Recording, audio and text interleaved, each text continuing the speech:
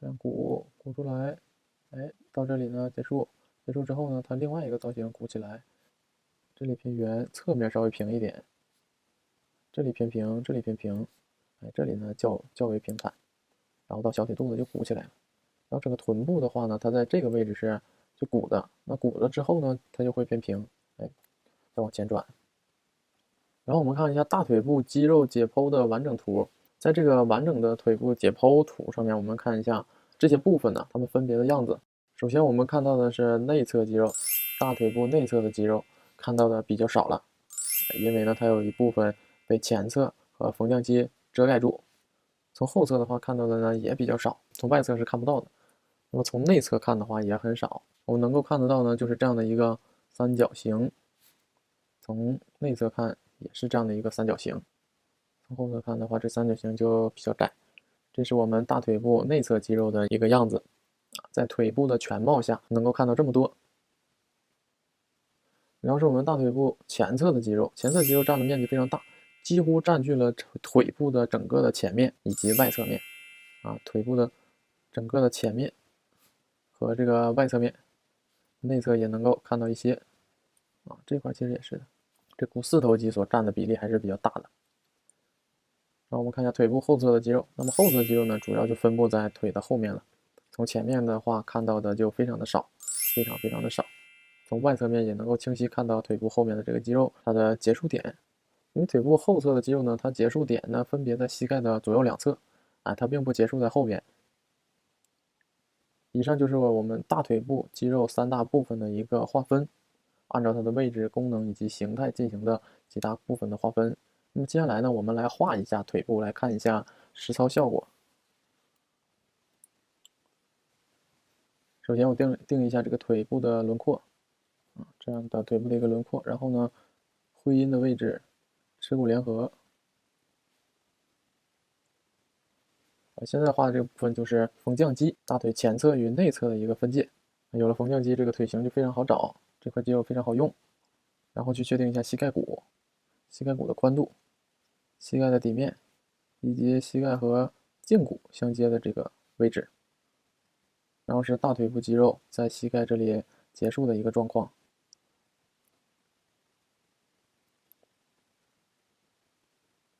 这也是我们讲胯部的时候经常提到的髂前上棘。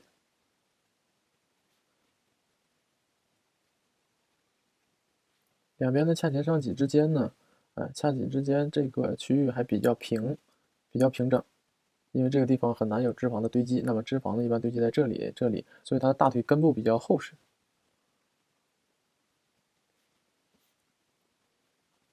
然后大腿的肌肉在膝盖这里结束呢，它有一个造型，它有一个小坡面结束在膝盖骨，证明这个肌肉呢，它是有一个饱满的形的。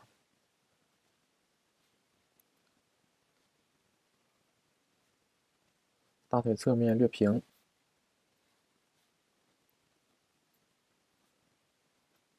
这就是我们利用腿部形态几个部分的一个划分来找清楚腿型。找出来腿型是一方面，然后呢，把膝盖的结构和骨盆的结构画清楚呢，也是比较重要的一个部分。它们每一块的准确度都必不可少，我们才能够把腿部的一个造型画好。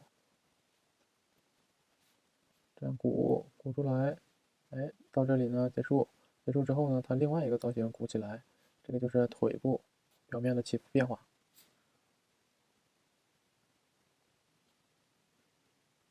然后我们再画一个后面的腿腿的后部，还是先去确定一下它的剪影形、轮廓形。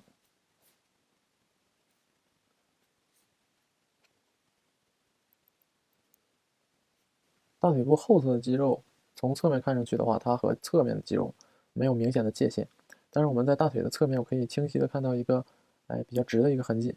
这里呢就是髂胫束勒出来的这个痕迹。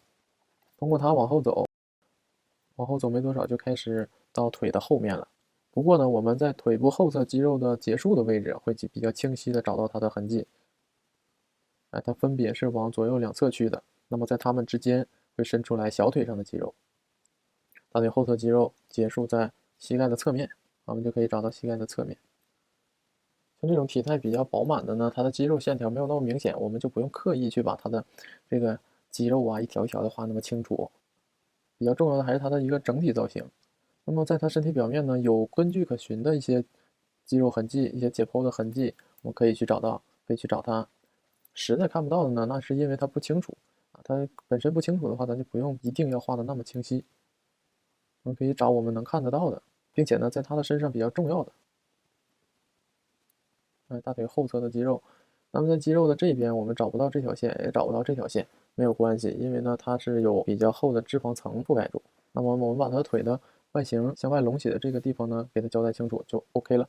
因为呢，这个隆起来的造型就能够看得出来，在它这边、这边还有这边有脂肪。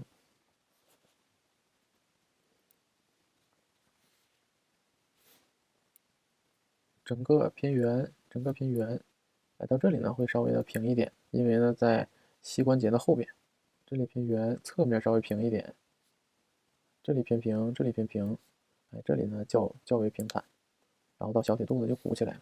然后这个臀部的话呢，它在这个位置是就鼓的，那鼓了之后呢，它就会偏平，再往前转。以上呢就是我们大腿部肌肉3个部分的一个归纳和总结。通过这样的一个方式，我们能够快速的建立起相对较准确的大腿部的一个造型形态。因为画好一个大腿呢，我们不光是需要对于大腿部的肌肉有个掌握，更多的呢也是胯部这个结构和膝盖这个结构。如果说对于胯部和膝盖掌握不是很深刻的同学，可以再回去把视频呢多看几遍，掌握好臀胯，掌握好膝盖，然后再掌握好大腿这几个部分。那么我们在画腿的时候就会得心应手，非常的应对自如。不管是肌肉发达的，还是体态丰满的，都能够处理得很好，很到位。好，那么这节课呢先到这里，我们下节课再见。